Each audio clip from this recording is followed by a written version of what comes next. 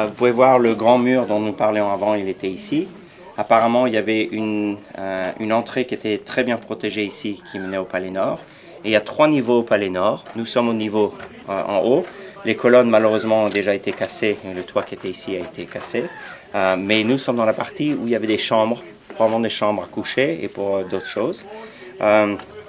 Environ 25 mètres plus bas, il y avait le 2e niveau ici. Dans ce niveau-là, on n'a pas trouvé de chambre ou de lieu pour habitat. C'est simplement une grande pièce avec un kiosque comme ça, mais avec une vue bien sûr que nous voyons d'ici.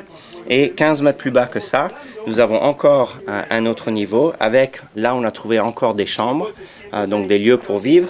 Et dans ce bâtiment-là, il y avait un autre bain romain, parce que si on est Hérode-le-Grand et si on doit être ici en bas, remonter 40 mètres pour aller au grand bain romain, ça c'est beaucoup trop de travail. Mais apparemment, il faut embrasser le bout de bois. Qui a 2000 ans 2500. Et ça fait quoi? Ça le fait trembler. Non mais d'abord. Ah oui. Elle est assise en haut des escaliers. Alors je pense que ça a été refait dans le cadre d'un projet avec les écoles maternelles de Masada en fait. Les instituts ont proposé aux enfants de s'exprimer sur les murs de Masada en fait. Hein. Tout simplement. Ouais, ils sont entraînés à faire des traits. Bon, On dit des ponts. Ah oui, c'est des ponts ça, d'accord. Une caverne. Ah, c'est une citerne, d'accord. T'as rien compris toi.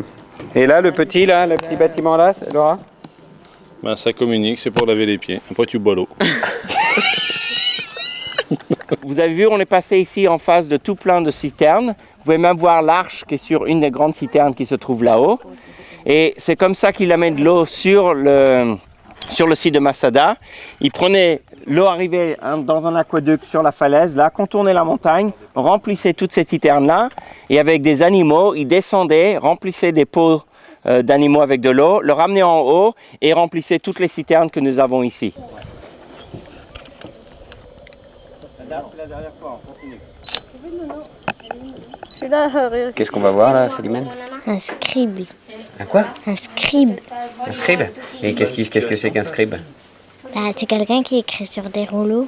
Vous avez pas chaud? Non, moi j'ai 18 degrés. Oh, c'est bien. Et donc il fait 42 aujourd'hui.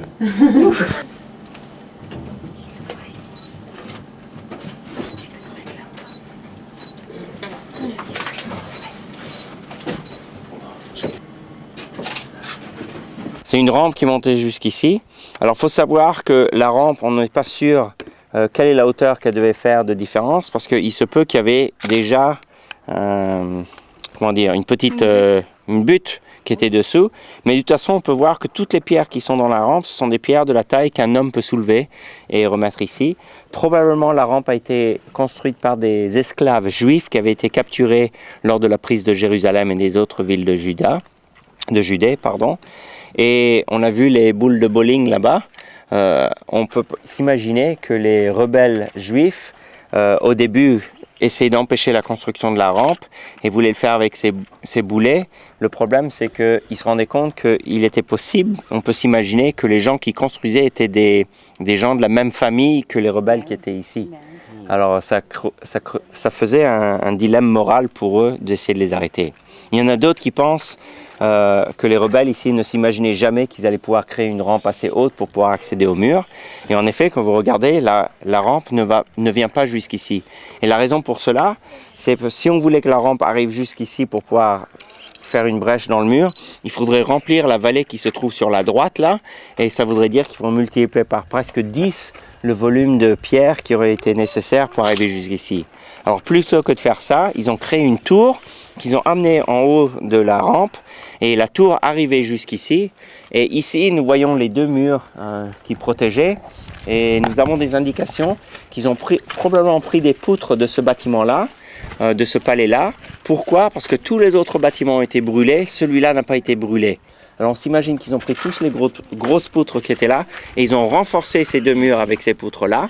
Le problème, c'est qu'une fois que le mur extérieur a été cassé, les soldats se sont rendus compte que c'était en bois, et donc ils ont mis du feu, comme on a vu sur le film en venant ici, et ça a brûlé le mur et ça donnait permission aux Romains de rentrer ici. Flavius Joseph nous dit que après avoir brûlé le mur, les soldats se sont retirés et sont revenus le lendemain. Il y en a qui également doutent que c'est en effet le cas, parce qu'une des choses les plus difficiles à faire avec des soldats, quand ils mettent siège à une ville, c'est que dès qu'il y a possibilité de la prendre, les gens sont tellement impatients de pouvoir sous adrénaline la prendre que c'est... Comment ? Oui, c'était bizarre dans le film, ils vont se coucher. Dans le film, ils vont se coucher, mais il y en a qui pensent que c'est pas possible, qu'on ne laisserait pas les rebelles se réorganiser, que plutôt on essaierait de prendre tout de suite et de capturer la forteresse.